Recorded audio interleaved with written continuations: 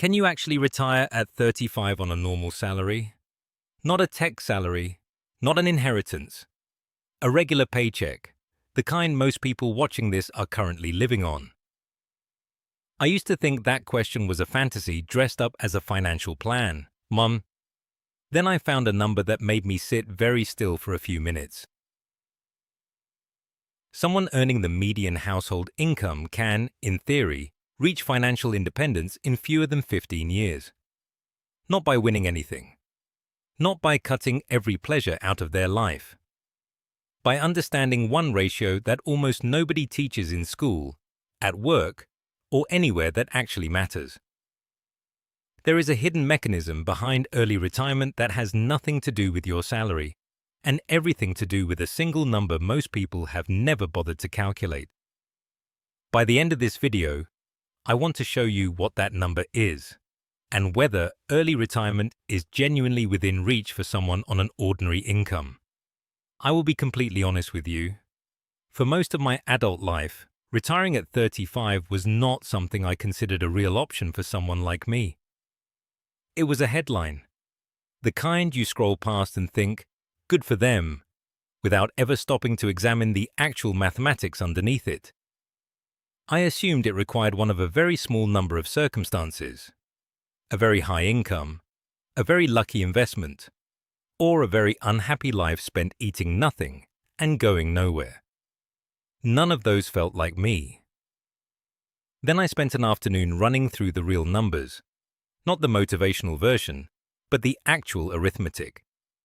And what I found unsettled me in a way I was not expecting. Not because the math was impossible, because it was considerably simpler than I had assumed. The barrier to early retirement for most people is not income. It is a specific misunderstanding about which variable actually controls the timeline. I want to show you what I found, because once you see it, it is very difficult to look at your own finances the same way again. I spend way too much time turning financial systems into data you can actually see. If what I am sharing today is useful to you, hit subscribe. It helps more than you know. Before any numbers, let me give you the clearest possible picture of what early retirement actually means, because most people are thinking about it in a way that makes it seem harder than it is. Think about two workers. The first worker is you, trading time for money every day. The second worker is your savings, sitting in investments, quietly generating a return. Retiring at 35 does not mean you stop working forever and sit on a beach for 60 years. It means your second worker, the money one, earns enough each year to cover your living expenses without your first worker needing to show up. Think of it like two rivers filling a lake. One river is your salary.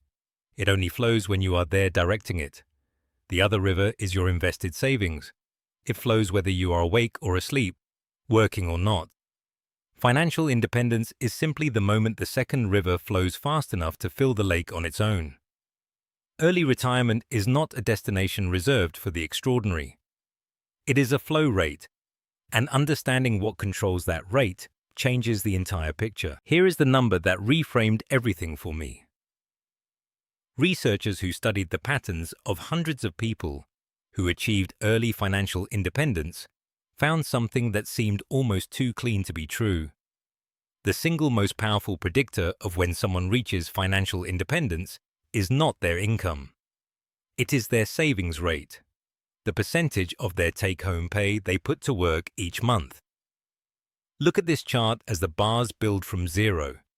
At a 10% savings rate, reaching financial independence historically takes roughly 40 to 45 years. At 25%, that falls to around 30 years. At 50%, which sounds extreme until you see the curve, the timeline drops to approximately 17 years. That means someone who starts saving aggressively at 22 could, in theory, reach the crossover point before their 40th birthday. The income is almost secondary. The ratio is everything. And when I looked more closely at what actually drives that ratio, the mechanism underneath the savings rate, what I found changed how I thought about every financial decision I had ever made. The first mechanism is one I had been completely ignoring, and I suspect most people reading this have too. Think about a tap filling a bathtub. Most people spend their working life focused entirely on the tap, their salary. How do I make the tap flow faster? How do I get a raise? How do I find a higher paying role?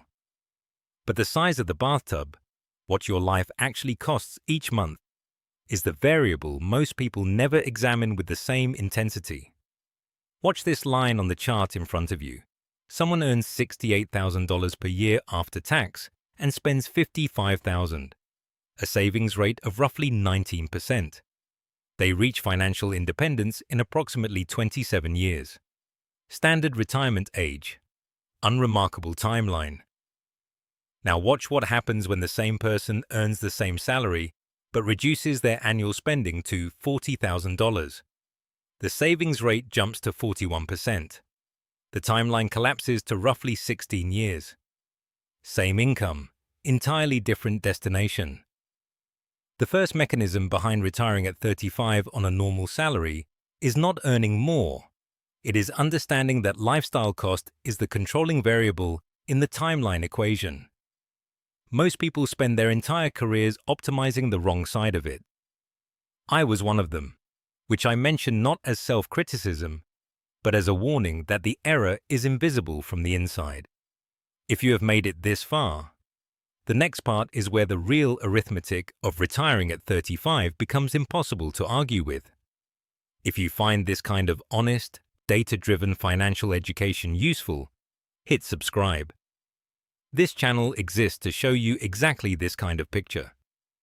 The second mechanism is the one that either makes the early retirement timeline genuinely achievable or quietly extends it by decades without you ever making a single dramatic decision that caused it.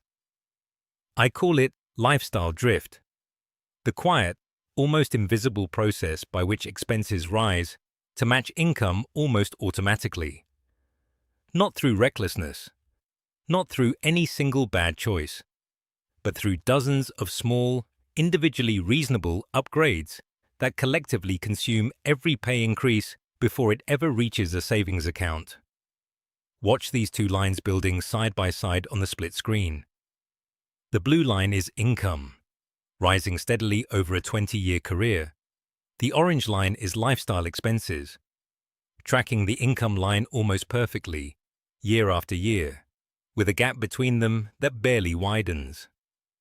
That gap, the space between what someone earns and what they spend, is the only number that builds financial independence. Not the salary, the gap. When lifestyle costs grow at the same pace as income, the gap never widens, the savings rate never improves, and the timeline to financial independence stays fixed at 40+ years regardless of how much money flows through the account. I found this pattern genuinely uncomfortable when I first saw it charted. Not because it was surprising, but because it described almost exactly what I had been doing without realizing it. Stay with me, because the next part is where the full numbers show exactly what this costs and what a different choice looks like on the same chart. Here are the actual numbers. 2 people, same starting salary, same everything, with one difference in how they manage the gap. Person A earns $68,000 per year after tax. They spend $54,000, a savings rate of about 21%. They invest the difference in a broad, diversified portfolio that has, historically, returned around 7% annually above inflation. Watch this compound curve build from zero. After 10 years, $196,000. After 20 years, $561,000.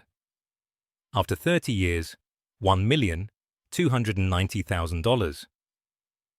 Financial independence at roughly age 54. Now watch person B on the same chart. Same income, same historical return rate, but with a savings rate of 45%. Their annual living expenses, $37,400. After 10 years, $522,000. After 15 years, $891,000. Financial independence at approximately age 37. If you are sitting with the gap between those two timelines and feeling the weight of it, that feeling is the right response. The difference is not luck, not income, not timing. It is the gap between income and lifestyle, maintained deliberately over time. Here are the 3 things I now understand that I did not before I ran these numbers. The first, financial independence, has a mathematical definition. Roughly 25 times your annual living expenses, held in invested savings, generating a sustainable return. You can calculate your own number tonight with nothing more than an honest look at what your life actually costs. That number is not a fantasy. It is a target. The second, the variable that controls your timeline, is not how much you earn. It is the gap between what you earn and what you spend. Widening that gap, even modestly, and directing it consistently toward long-term growth is what the historical data shows changes the timeline most meaningfully.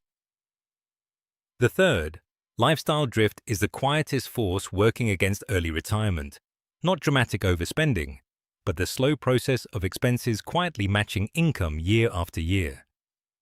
Recognizing it is the first step to interrupting it. And interrupting it, even partially, even late, changes the shape of the curve in ways that matter for the rest of your working life. So, can you really retire at 35 on a normal salary? Here is what I can tell you honestly, after sitting with these numbers for longer than I care to admit. The answer is possibly, and the conditions under which it becomes possible are considerably less exotic than most people assume. It does not require an extraordinary income. It does not require a perfect market or a stroke of fortune. It does not require a life so stripped of pleasure that the years between now and retirement feel like a sentence. It requires understanding 2 things clearly: what financial independence actually is in mathematical terms, and which variable, the gap between income and lifestyle, is the one you can meaningfully control. I came to this video with a specific promise, that by the end you would understand exactly what retiring at 35 requires. Not a vague aspiration, but the actual mechanism, the actual ratio, the actual numbers. That promise is now delivered. Daniel's story does not end with a beach at 35. It ends with a clearer understanding of the timeline he is actually on, and the precise knowledge of which lever, if pulled differently, changes it most. That is not a small thing. That is, in fact, everything. Retiring at 35 is not a salary question. It is a gap question, and the gap is a decision only you can make.